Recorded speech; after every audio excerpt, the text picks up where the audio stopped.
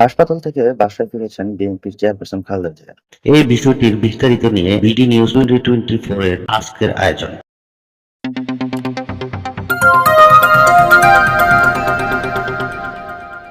Medical বোর্ডের সিদ্ধান্ত অনুযায়ী শারীরিক কিছু পরীক্ষা নিরীক্ষা শেষে আজ বুধবার সন্ধ্যায় তিনি এভার কেয়ার হাসপাতাল থেকে গুলশানের বাসায় ফেরেন। বিএনপির চেয়ারপারসনের প্রেস উইং এর কর্মকর্তা শামসুদ্দিন দিদার এই তথ্য জানান। এক সপ্তাহ আগে 11 সেপ্টেম্বর রাতে সাবেক প্রধানমন্ত্রী খালেদা জিয়াকে ঢাকায় এভার কেয়ার হাসপাতালে ভর্তি করা হয়।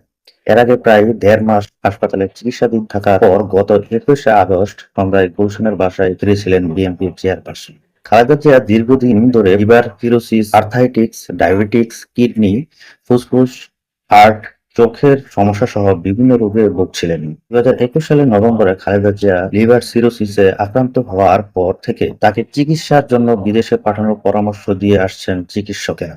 তার পরিবার ও দলের পক্ষ থেকেও তৎকালীন সরকারের কাছে বারবার নিবেদন জানানো হয়, কিন্তু শেখ হাসিনা সরকার তা অপেক্ষা করেছে।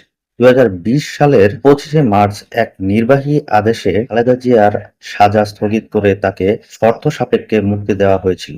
তখন থেকে 6 মাস পর পর তার সাজা স্থগিত করার মেয়াদ বাড়ানো হচ্ছিল। শেখ হাসিনা সরকারের পতনের পরদিন 6 আগস্ট রাষ্ট্রপতি মোহাম্মদ শাহাবুদ্দিনের নির্দেশে খালেদা জিয়া মুক্তি পান।